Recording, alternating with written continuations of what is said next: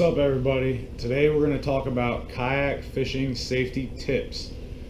This video may be the most important video of mine that you will ever watch, so listen closely. Kayak fishing safety begins here in the house before you even leave. Number one, you got to make sure you're well rested before you go out for a trip. You got to make sure you're hydrated and you're well fed. Number two, make sure this little guy's charged up. You never know when you might have to phone a friend, or in an absolute worst case scenario situation, phone emergency services for help out there on the water. Number three, have a float plan ready if you're fishing in a river, and also have a sort of paddling plan prepared if you're fishing a lake or a larger body of water. If you're in the salt, that could account for tides, it could account for wind. If you're in a river, it can account for the height of the river at that given time. I fish mostly freshwater lakes and reservoirs.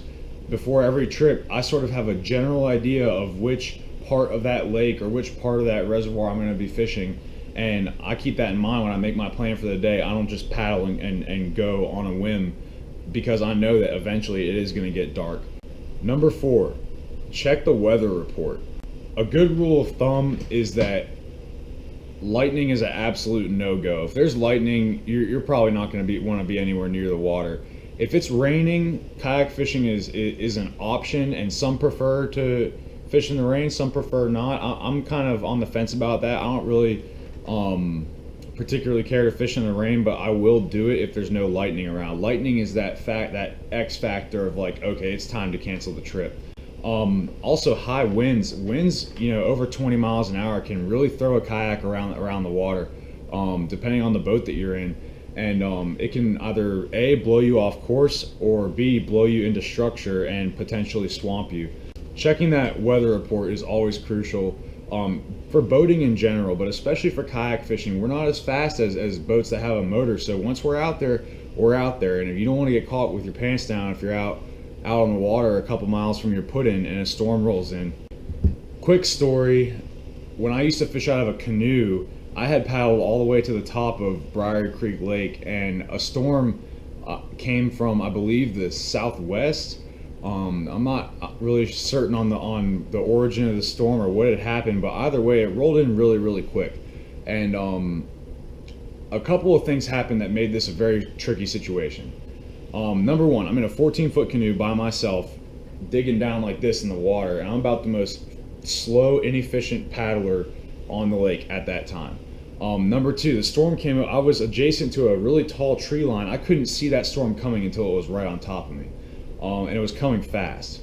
I ended up calling a friend of mine at the time and saying, I need you to know that I'm out here on the water, and if you don't hear from me in an hour, send someone to the boat ramp, because I really felt like I was in that sticky of a situation. I ended up paddling with all my might, and I did make it to the ramp before the storm did.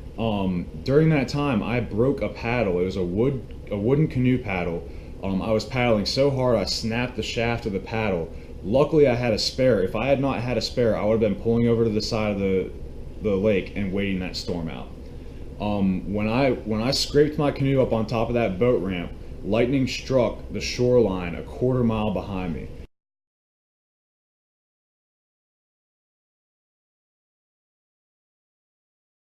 So that's about how close I cut it with this storm. That was a huge wake-up call for me as a paddler and as a boater in general, because that was that one time for me where I learned my lesson, and I know now to constantly be checking radar. If I think that anything's brewing, I always check the radar out on the water, and I really never go that far from the put-in anyways.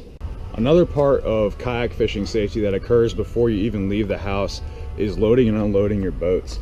And there's a rule of thumb that I was taught, and that's that you want your boat to be so secure that when you shake the boat, it shakes the entire truck. Also, another thing is, I know in the state of Virginia, if you have anything hanging out of your truck bed that is any further than 3 feet, you can be held liable if someone rear ends you and destroys that object. So one thing you can do to release yourself from that liability is put orange marking tape on the back of your vessel.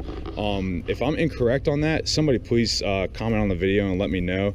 Ratchet straps are really good for wood, they're really good for metal, but you gotta remember, this is a piece of plastic, and depending on the age of the boat, it can crack the entire hull of the boat.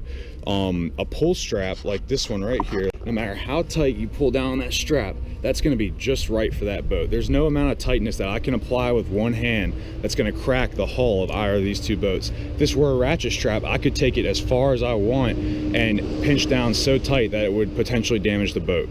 Same thing applies to a high quality shipping rope. There's no amount of tightness that I can apply with one hand to this rope that's going to damage these boats. Now we're going to get into the really important safety stuff. Safety flag. This is a flag that's done by Yak Attack and Appomattox River Company. On this I have reflective tape, blaze orange and silver. I also have an LED in there. Legally, I think as a self-propelled vessel, you need to have a marker light if you're before or after safe light. So this stays in my boat at all times. The blaze orange flag is crucial on big water so boats can see you. Having the flag above my head just gives me peace of mind that everybody can see me and see where I'm at, and it gives other boaters the convenience of knowing where I'm at so they don't hit me. Next up, I think everybody should keep a dry box in their boat, a dry box or a dry bag. I prefer the dry box just because I know that it's never really going to get worn out. It just is what it is. In here I've got an emergency poncho. This is cheap. This is like $1 at Walmart. I mean, this is just something to have in the boat if I were to get caught in a storm and I have to sit out on the side of the water.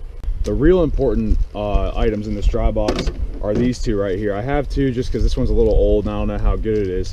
I hope I never ever have to use these. If myself or a guest were to enter the water, particularly at a time of year when the water's too cold and you could go hypothermic, this is an emergency heat blanket that will reflect your body heat back towards you.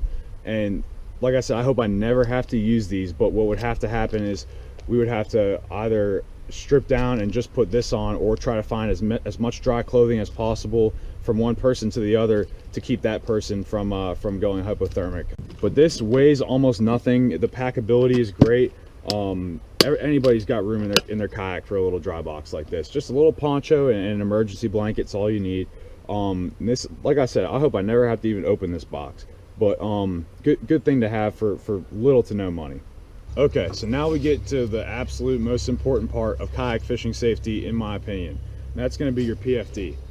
Mine's an NRS Chinook. I really like this thing. It's very comfortable. It's got a lot of good storage options on it, and it's bulletproof. I mean, it literally looks the same as it did a year ago, and I've had it for 2 years. So you're going to want to make sure all your straps are intact and that everything works on it, which shouldn't be too much of an issue. The PFDs don't get too beat up, but I'm sure I'll replace this one eventually. Make sure it fits, make sure you're comfortable. I know I can cast in this PFD. I have absolutely no problem fishing in my kayak, especially. So do yourself a favor and buy a nice one that fits and that's comfortable and that you enjoy wearing, because you're gonna have to wear it. I mean, in my opinion, that's just not an option. I don't think that that as a paddler, especially if I'm by myself, that I should be going without a PFD. Right here I have this little road ID. I don't know if you can see this, but this has my name, my age, emergency contact information, and a pre-medication notice for a heart condition. So this is if anybody were to find me, or if they were to find me where I wasn't able to tell them my information, they have it right here. It's on my chest. Another thing is, in this top pocket on a little bungee, I keep a safety whistle, and this is it's really loud, so I'm not going to blow it. I think that's about it for the PFD. Wear it. It's not really a good idea to go without one. The way that the kayak fishing world is right now, there have been a lot of good arguments from both sides, but it's pretty much no PFD, no publicity. I mean, the industry standard right now is to wear one, and so I think we all should take care of ourselves and take care of one another. Hey guys, thanks for watching the video. I hope this was informative, and I hope I wasn't too long-winded, and hopefully it can be of use to anybody who's trying to get into kayak fishing. I'm Bobby Ray Allen. This is my YouTube channel. Feel free to follow me on Instagram. friend request me on Facebook. I'd love to hear your comments about the kayak fishing safety. I'd rather not entertain an argument about wearing a PFD. You've heard my stance on it, and that's that for this video anyways. But please subscribe and like and comment and share it up and just enjoy my videos. I'm very much having a good time making them, and I hope to see some of y'all out on the water soon.